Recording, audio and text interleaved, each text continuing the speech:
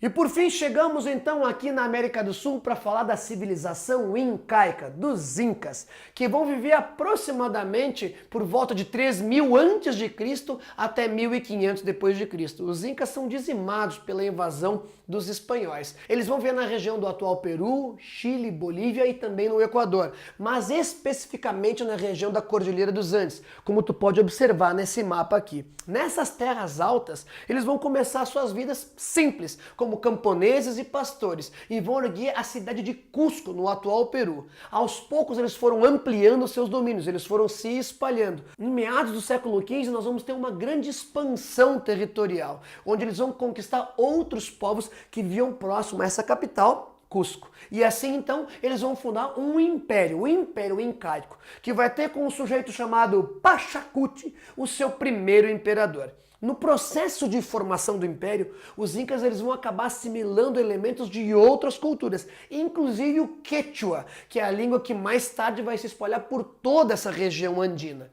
Com a expansão do império, ele vai acabar dividindo todo esse território em regiões administrativas, onde os governadores vão prestar contas de seus atos justamente ao imperador. Então é importante lembrar que o império, embora centralizado, vai ser dividido em unidades administrativas. O Estado vai manter um eficiente sistema tributário que cobrava tributos, inclusive, para manter os mais velhos e os doentes. E também, um ponto importantíssimo, fornecer alimentos em épocas de má colheita. Então o Estado ele geria em benefício do bem maior. Contava também com vários projetos arquitetônicos complexos que incluíam a construção de palácios, de fortalezas e de templos. Uma sociedade então que tributava as pessoas e não a produção, é evidente que ela possuía um sofisticado sistema de controle. O Estado Inca, por exemplo, ele conhecia exatamente a quantidade de homens, mulheres, crianças de cada ailu. Lembra? Sublinha Ailu. É a unidade administrativa básica do Império Incaico, formada por um conjunto de famílias, certo? O Estado conhecia o número de indivíduos que podia contar, por exemplo, para montar um exército sem afetar a capacidade de produção. O segredo dessa contabilidade são os chamados quipós ou quipos, que são longos cordões, os quais eram amarrados uma grande quantidade de cordõezinhos, onde se faziam diferentes tipos de nós como sinais. Cada tipo desse nó seria os dias de hoje as dezenas, centenas, milhares e assim por diante. Quem controlava isso eram os chamados quipucamayucs. Eles eram responsáveis por essa contabilidade. E um ponto importante, caso eles cometessem qualquer erro na confecção ou na leitura dos quipus, eles pagariam com a morte. O grande Império Incaico, ele chegou a ter mais de 1 milhão de quilômetros quadrados e uma população estimada em mais de 8 milhões de pessoas. Só para tu ter uma ideia da magnitude que foi isso, só a capital Cusco contava com mais de 200 mil habitantes.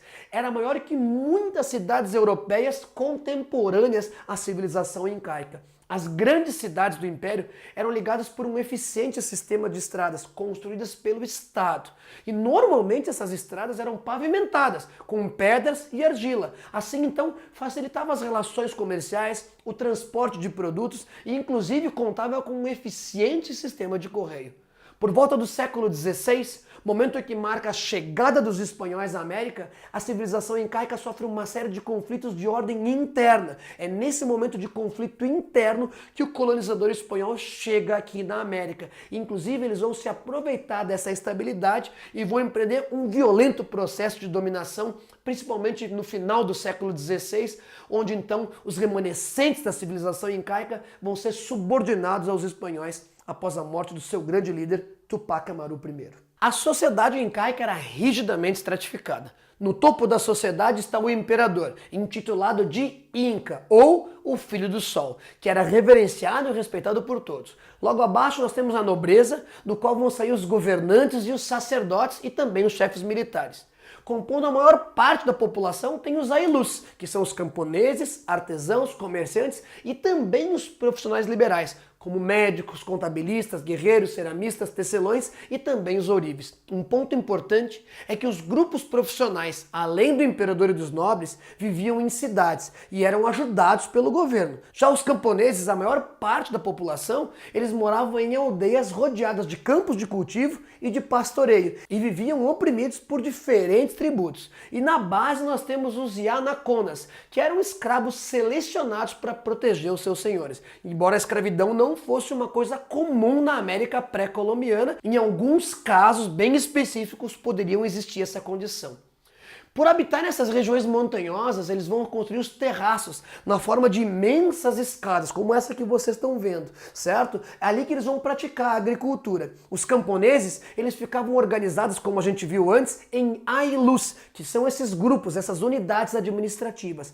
Quem chefia essa unidade recebe o título de curaca. E é importante lembrar que as terras de cada ilu são divididas em 3 partes. A primeira parte vai ser o cultivo destinado ao sol. Uma segunda parte vai ser destinada ao Inca. E a terceira parte é destinada à produção da comunidade em geral. O excedente da produção, depois dessa divisão, ele vai ser armazenado em celeiros, certo? E em caso de períodos de fome ou para festejos, esses celeiros poderiam ser abertos para poder alimentar a população. Um outro ponto importante é que os incas dedicavam-se também ao pastoreio. Eles criavam lhamas. A lhama é um animal muito forte, muito resistente, que era usado como animal de carga. Já o paca e o guanaco, eles vão então cultivar para obter o leite e a lã. Contavam também com um eficiente sistema de irrigação. Além de trabalharem na agropecuária, as famílias do Ailu, essas unidades administrativas, eram obrigadas a mita. Lembra que isso é importante, a mita, que era a prestação de serviços ao governo, como semear, plantar, construir templos, consertar estradas, certo? Entre outros. Na maior parte das vezes, porém, o povo produzia todo o necessário para sua sobrevivência, dispensando a prática comercial. Mas apesar disso, eles vão desenvolver um eficiente sistema numérico, certo? Com um equipamento, como a gente viu antes, chamado quipus, que ajudavam no comércio, que ajudavam também na contabilidade desses ailus, tá? Não existia nenhum tipo de moeda, e por isso que o comércio era um comércio de trocas, que a gente vai chamar de escambo.